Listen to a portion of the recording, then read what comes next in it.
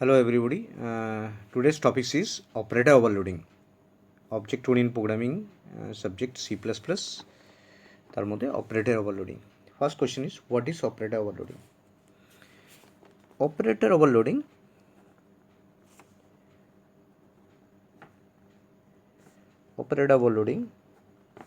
has the ability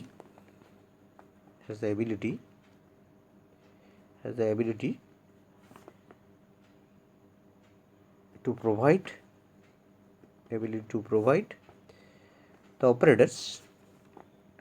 the operator with special meaning for a data type. What is special meaning?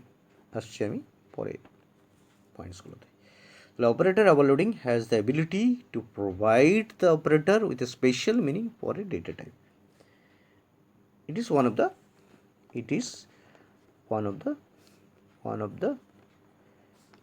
important features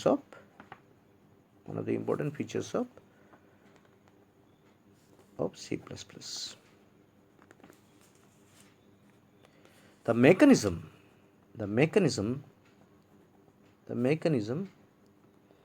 of giving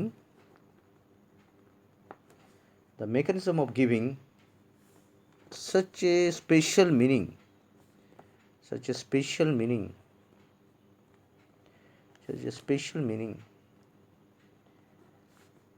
through an operator is known as operator overloading.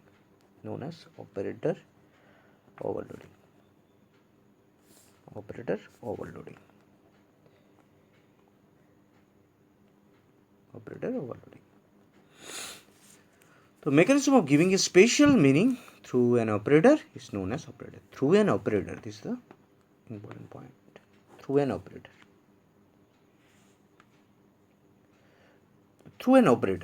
Syntax is return type,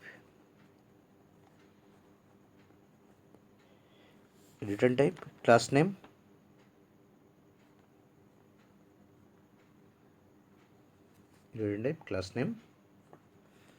scope reducer operator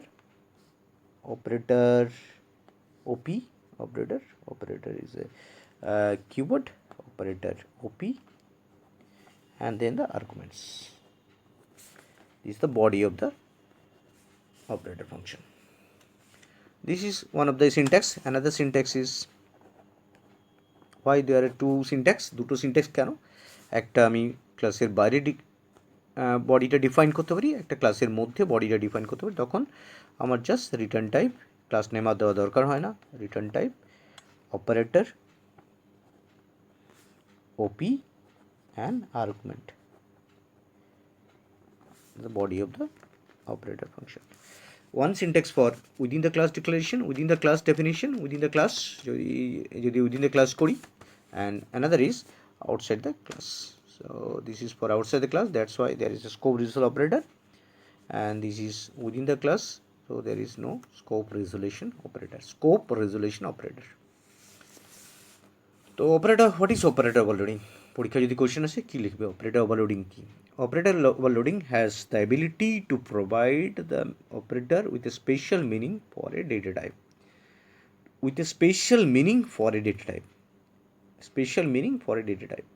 It is one of the important features of C++. The mechanism of giving such a special meaning through an operator is known as operator overloading. Syntax, you can use any one of them. So return type, this is the return type. It can be a class name. Generally it is a class name. It can be void also. Return type, class name, scope resolution operator, because actually the class is declared, the function is declared within the class, and we use the class is the operator function outside the class. So there is a scope resolution operator. এই scope resolution operator এটার কাজ কি, ক্লাসের মধ্যে declare করা আছে, আমরা ব্যবহার করতে পারি ক্লাসের বাইরে, তখন এটা দিয়ে ক্লাস বাইরের ভেতরের মধ্যে স্কোপটাকে নেম স্পেস করা হয়। Operator is the keyword and OP is the operator name. It can be plus, minus, into, division, modulus, যেগুলো অপারেটর লিস্ট করছি আমি একটু পরে, সেগুলোর উপর ওভারলোড করব। অপারেটরের উপর ওভারলোড মিন অপারেটর ওভারলোডিং। এই সিনটেক্সটা কমনলি আমরা ইউজ করব নেক্সট প্রোগ্রামগুলো যখন এক্সাম্পল দেখাবো। রিটার্ন টাইপ অপারেটর ওপি প্লাস মাইনাস ইন্টু ডিভিশন, যেগুলোর উপর ওভারলোড করা যায়। Arguments, parameters, the body of the operator function is the body of operator function, body of operator function, body of operator function. So next point is characteristic of operator overloading. Characteristics of operator overloading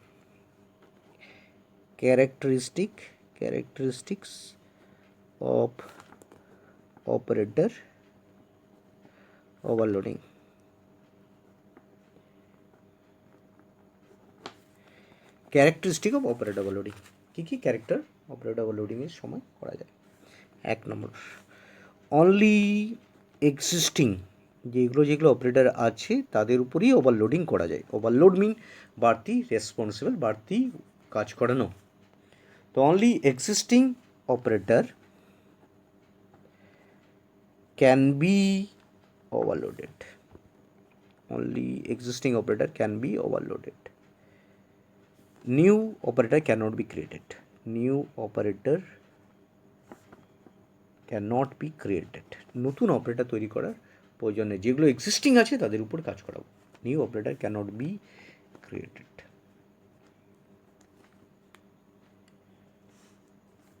Number 2, the overloaded operator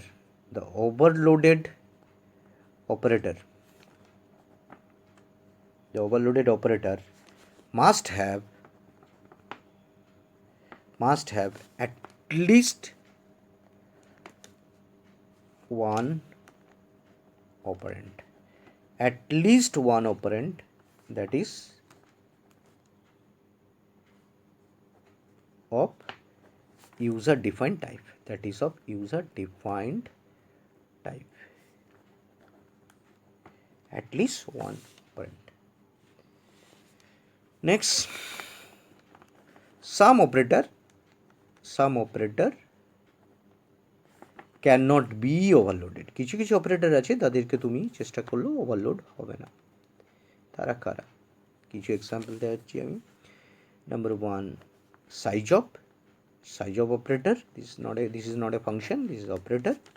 Number 2, scope resolution operator, 2: this is known as scope resolution operator.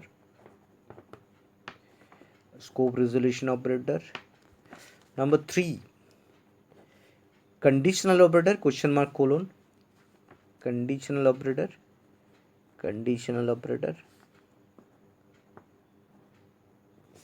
Number 3, dot operator, just like a dot operator. They cannot be used to overload. তাদের overload করা যায় না, cannot be. Next 4th point, we cannot use friend function. আমরা friend ফাংশনকে use করে, friend function পরে topics আমি বোঝাবো অন্য একটা ক্লাসে।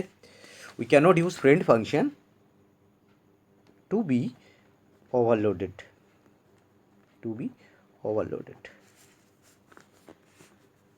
certain operator.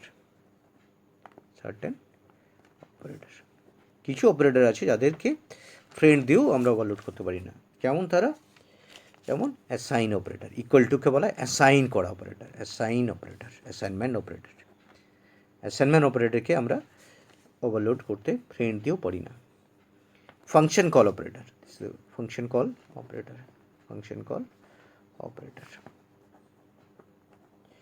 Next is subscripting operator. Subscripting, যেমন আমরা অ্যারেতে ইউজ করি সাবস্ক্রিপ্টিং অপারেটর। এরা কখনোই ফ্রেন্ড দিয়েও ওভারলোড করা যায় না। তো কি কনসেপ্টটা কী হলো? Overloading. Overloading is one of the important features of C plus plus.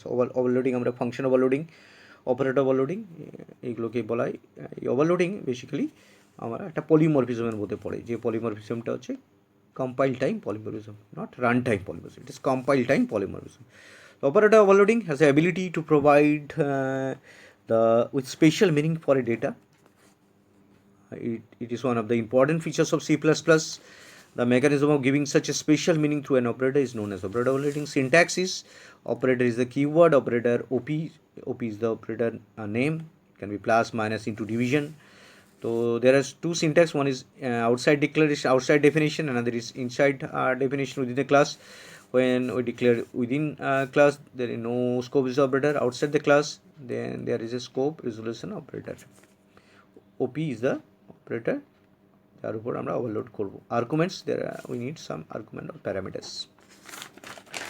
কিছু ক্যারেক্টারিস্টিক আছে, ক্যারেক্টারিস্টিকগুলো নোট ডাউন করে রাখবে, এবং ডেফিনিশনস এভরিথিংয়ে যা যা ভিডিওতে দেখাচ্ছি আমি সেগুলো সব খাতায় নোট ডাউন করে পড়তে থাকবে, তাহলে আরও ক্লিয়ার কনসেপচুয়ালি আইডিয়া তৈরি হবে, পরীক্ষার সময় লিখতেও সুবিধা।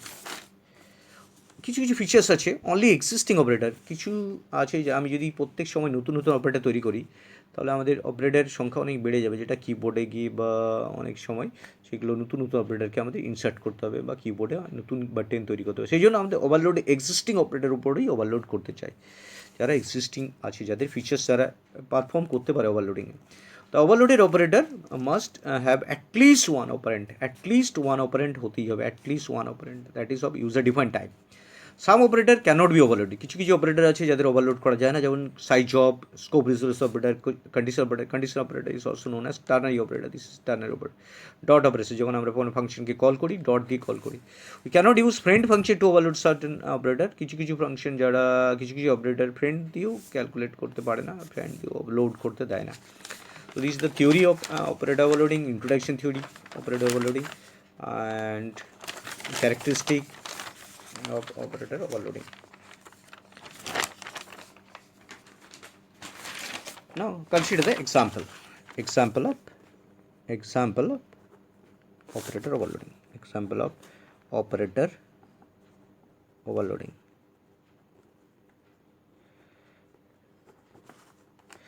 Example of operator overloading. Let us consider simple example to overload two integer number. Has include IO stream using namespace std.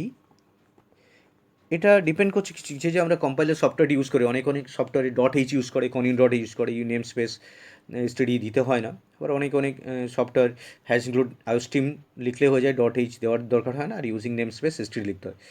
যেরকম কম্পাইলার তোমরা অভ্যস্ত ইউজ করতে, সেই অনুযায়ী সেটা যদি ব্যবহার করতে চাও করতে পারো।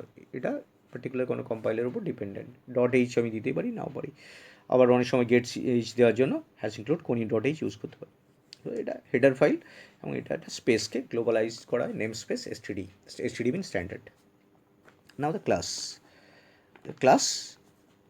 this is my first video, YouTube first video, so example of C++, so example 1, suppose class example 1, and the class, the body of the class is started with the opening brace. There is a private area. We know that every class consists of private, public and protected. Private is the first part, যেটা by default private থাকে। আমি suppose দুটো number, একটা number আমি রাখছি এখানে integer এ, একটাই number রাখছি যেটা আমি ওভারলোড করতে চাই। পাবলিক সেই এরিয়াটা যেখানে মেইনকে কল করা যায়, মেইন থেকে অ্যাক্সেস করা যায়। প্রাইভেট সেই এরিয়াটা যেটা হিডেন থাকে। পাবলিক সেই এরিয়াটা যেটা আমরা মেন থেকে অ্যাক্সেস করতে পারি, কল করতে পারি। তো পাবলিক কোলন, এগুলো অ্যাক্সেস স্পেসিফায়ার বলা হয় পাবলিক। এক্সাম্পল এগেইন, আমি যদি ক্লাসের নেম আর ফাংশন নেম সেম ইউজ করি, আমরা তাকে যদি ফাংশন নেম আর নেম সেম ইউজ করি, তখন সেই ফাংশন নেম আর ক্লাস নেম সেম হলে তাকে বলে কনস্ট্রাক্টর। কনস্ট্রাক্টর পরে আমরা একটা ভিডিওতে ডিসকাস করবো আমি। তো example one our class example one function name same, so this is constructor. When the function name is same as class name, this is constructor. In the x, this is the parameter x. Remember constructor মধ্যে কখনো return হয় না, there is no return value, not even void, just name of the class is same as function name, and this is the arguments. X is transferred to a, one argument constructor. This is a parameterized constructor. Constructor মধ্যে parameter আছে বলে parameterized constructor. Now there is a member function, suppose void display. Display is used to print the value. Cout slash n a equal to a. আমি এই যে নাম্বারটা নিয়েছি সেই নাম্বারটা ডিসপ্লে করতে চাই, a equal to a, ডিসপ্লেটা বন্ধ করলাম। Next, operator overloading. Oh, return type. Remember, two operators is added together and return is again back to the class. So return name is example, class name is example, so return value is example 1. And operator, this is the return example 1 operator, and overloading operator op, in here it is plus, op plus, and argument is again class name example 1, and example 1 object name is suppose m. This is a class name and this is object. Class is the architecture and objects is the physical concept. It's logical concept, it's a physical, it's a memory location. Next, now there is a temporary object, example 1 temp. Initially it is argument is 0. Now temp dot a equal to a plus m dot a.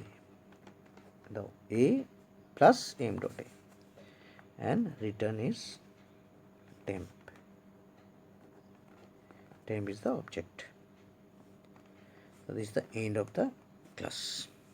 And we know every class ended with a semicolon. এটা miss করবে না, তাহলে পুরো ক্লাসটা and হবে না, error দেবে। So every class end with a semicolon. খুব কেয়ারফুলি সেমিকলনটা না দিলে ক্লাসটা স্টার্টিং হয়েছে এবং এন্ডিংটা বোঝানো যাবে না। তো এটা যেমন এক্সাম্পল কনস্ট্রাক্টর, এই কনস্ট্রাক্টর স্টার্ট এন্ড হয়েছে সেরকমভাবে এটা স্টার্ট এন্ড হয়েছে, এটা ক্লাসটা স্টার্ট এন্ড হয়েছে and end with a semicolon. Next, void main.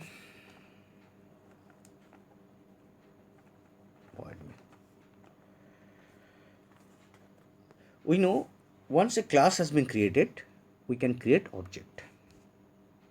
Class is the architecture blueprint and object is the reality. Now the class name is example 1. Object is suppose E. So class name example 1, object is E. We need two objects, suppose E1 and one is E1.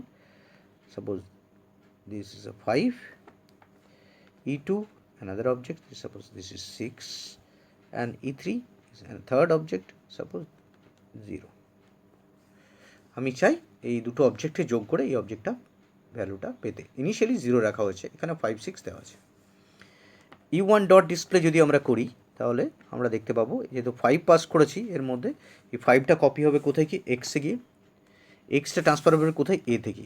তো 5 transfer to x, x transfer to a, mean a is প্রাইভেটে a store হয়ে যাচ্ছে, মিন 5টা A থেকে পৌঁছাচ্ছে। Similarly 6 transfer to x and x transfer to A. তো 6 is parameter constructor, move to x and x to move to a. E1 dot display mean a equal to 5, E2 dot display mean a equal to 6, E3 equal to E1 plus E2. This is operator overloading. E1 plus E2 normally আমরা কি করি 2 আর 3 যোগ করে 5 পাই, normal addition. But operator ওভারলোডিংয়ে E1 একটা object, E2 একটা object, E1 এর মধ্যে একটা ভ্যালু আছে, E2 এর মধ্যে একটা ভ্যালু আছে, সেই ভ্যালুকে ওভারলোড করতে হবে প্লাস দিয়ে, প্লাস কল করবে প্লাসকে। তো E3 equal to U1 plus E2. Now E3 dot display.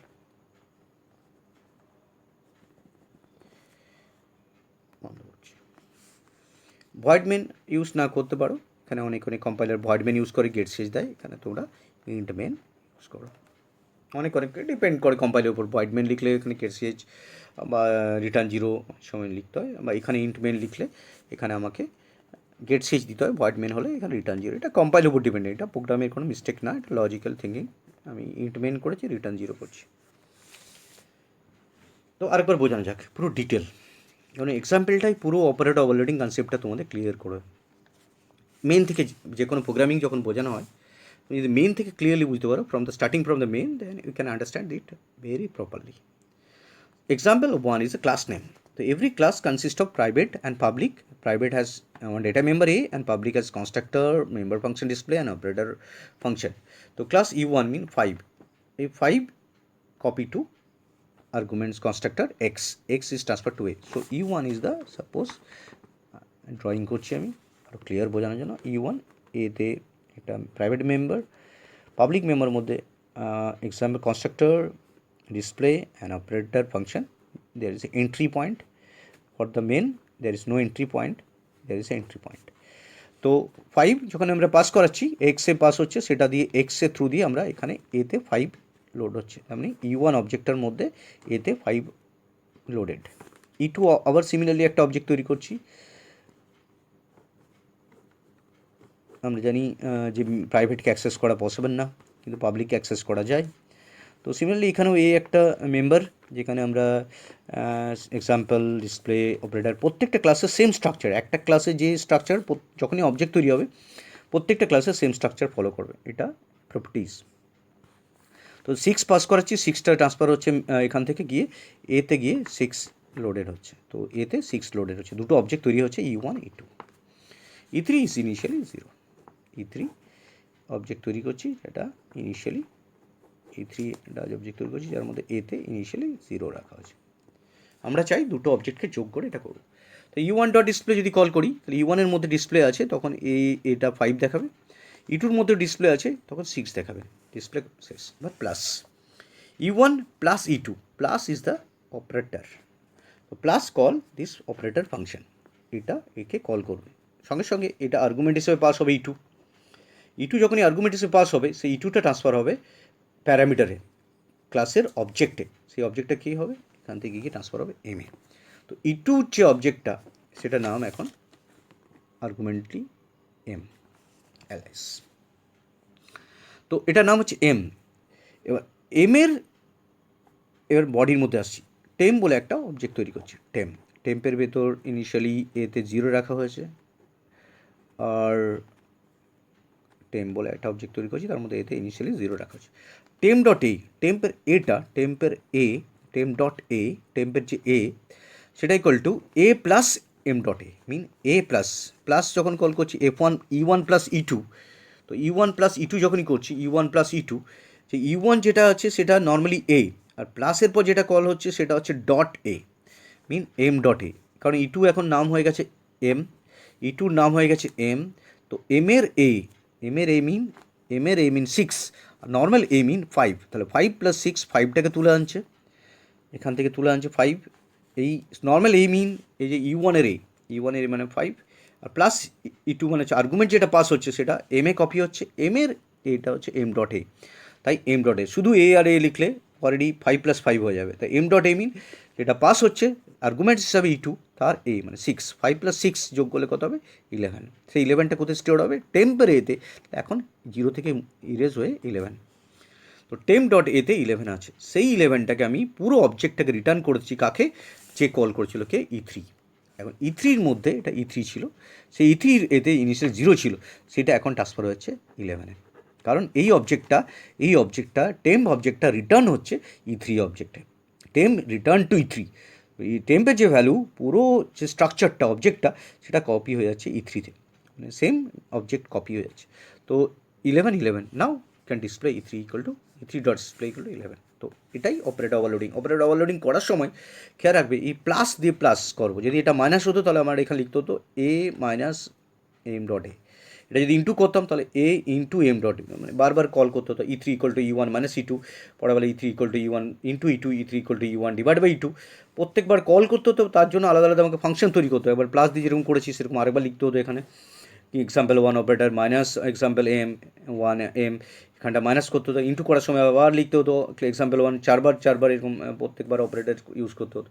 তো অপারেটর ওভারলোডিং কনসেপ্টটা পুরোপুরি এই ফাংশন প্লাসকে কল করছে, মানে প্লাসের পাওয়ার আছে ওভারলোড করার, প্লাস অপারেটর হিসেবে কাজ করি নর্মালি, এখানে plus is a act as a function, যে মেম্বারটা ফাংশন কল করছে অপারেটর ফাংশন, সেই ফাংশনটা কল করার কাছে যেমন E2 প্যারামিটার হিসেবে পাস হচ্ছে, এটা অলওয়েজ এটা যেহেতু বাইনারি অপারেটর ওভারলোডিং করছি তো প্যারামিটারে পাস করাচ্ছি, সেই প্যারামিটারটা এ হচ্ছে নর্মালি যে আগে আছে E1, আর E2টা হচ্ছে এম ডট এ, মানে যেটা আমরা পাস করছি আর্গুমেন্ট হিসেবে, প্লাসের পর আছে বলে আর্গুমেন্টটা এম এ কপি হচ্ছে, যে প্লাসের পর এম তার জন্য E2টা এম এ কপি হচ্ছে, এবং যোগ হওয়ার পর 6 + 5 11, সেই 11টা এখানে স্টোর হচ্ছে। So this is the example of operator overloading.